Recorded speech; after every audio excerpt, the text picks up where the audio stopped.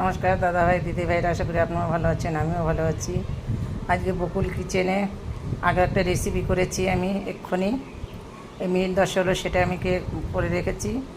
আর এখন আমি আর একটা রেসিপি নিয়ে এসেছি। এখানে আমি তৈরি করব রায়তা।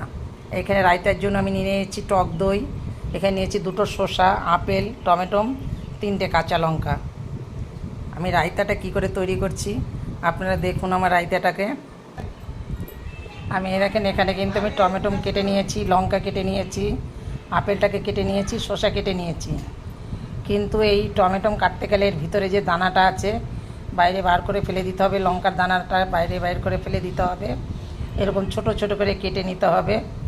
এখন আমি এখানে টক দইটা আমি ফাটিয়ে নিয়েছি, এখানে আমি টক দইটাকে ফাটিয়ে নিয়েছি। এখন এর ভিতরে আমি সম্পূর্ণটা দিয়ে দেবো, যা যা কেটেছি। শসার কিন্তু খোসাটাকে ছাড়িয়ে নিতে হবে, সুন্দর করে শসাটাকে ভালো করে ধুয়ে খোসাটাগুলো কিন্তু সম্পূর্ণ ছাড়িয়ে নিতে হবে।